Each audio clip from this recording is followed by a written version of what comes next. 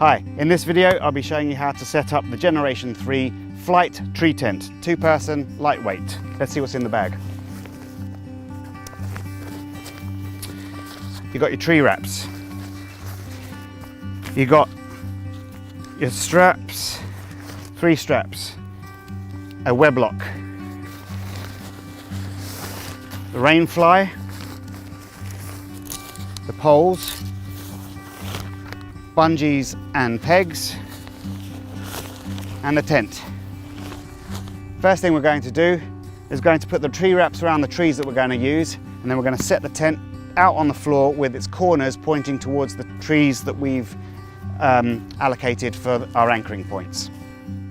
So we get our felt tree wrap. This isn't necessary on every single tree, but when you've got some trees with softer bark, you might want to put this around them to save that bark from any compression damage. You simply wrap it around the tree and then use the massive Velcro pad to fix it in place.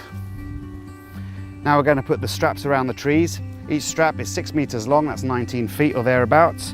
Got a loop in the end.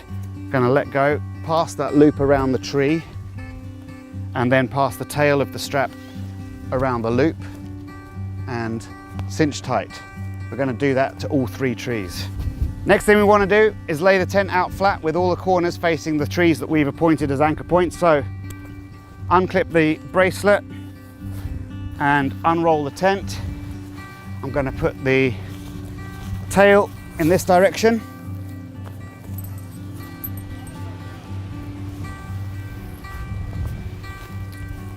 So the best thing to do is run your hand from the tree out, making sure that you get out any twists.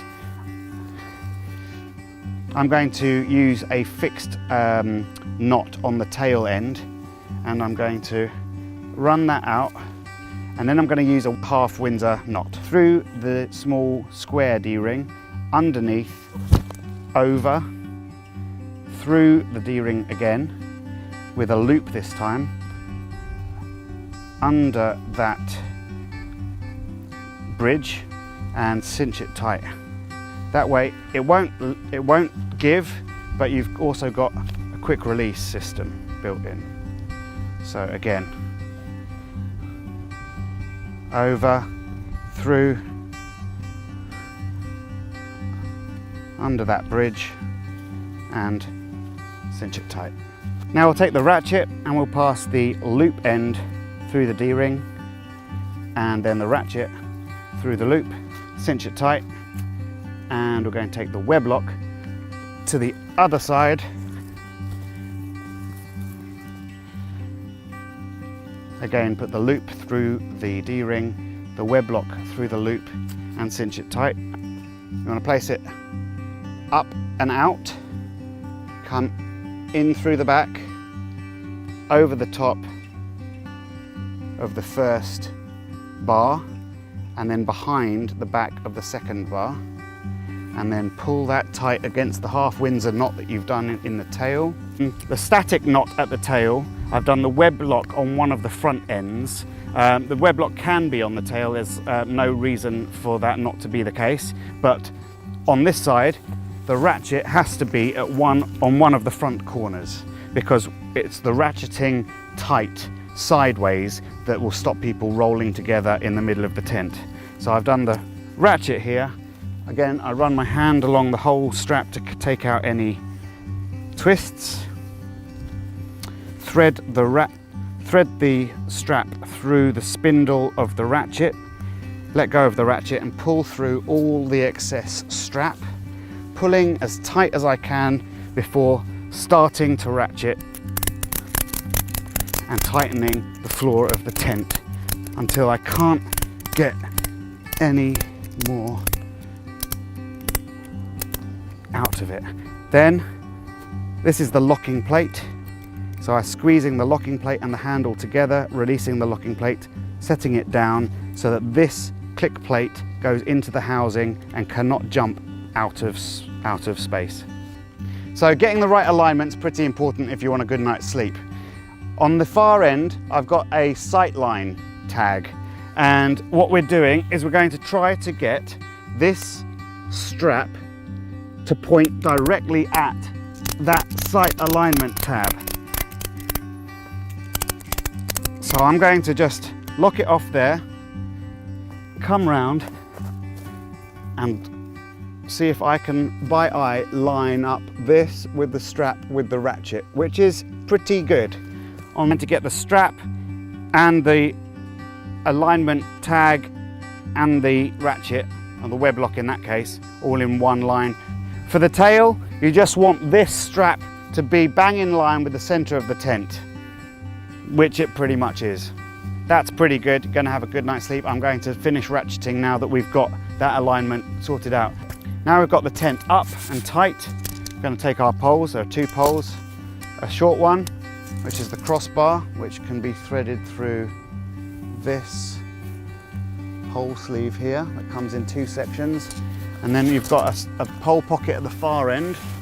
You want to feed it into that, push it through, and put the closer end also into the pole socket. And start to feed your other pole through the long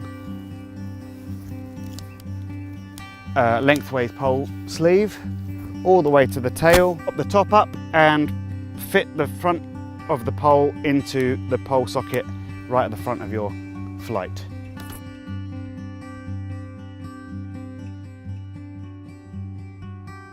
Now we've got the tent up, it's time to put on the Rainfly. So again, unclip the bracelet and keep that somewhere safe.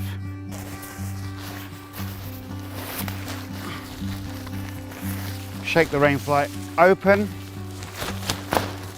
and try to locate the tail, which is the skinny end. Tail has two bungee lengths with two hooks. Secure tail and lace the bungees up the strap and hook them to each other. And then while they're in tension, while keeping them in tension I should say, run your hand down the seam that's on this side of the fly sheet till you get to the corner. Pass the tent Rainfly over the tent, pulling it over.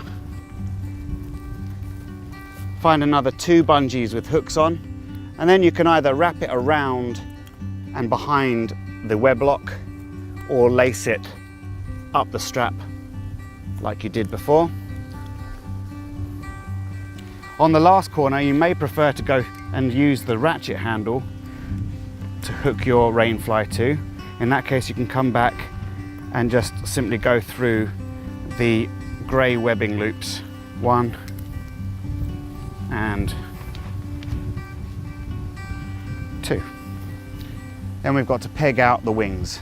An extra trick to make your Rainfly even more secure in high wind or really inclement weather would be, instead of lacing your fly sheet bungees up the strap, you just detach one of the bungee loops with a hook from your webbing loops and your peg out points, and you take that loop and you take it up the strap and you pass the hook through the loop once and then twice,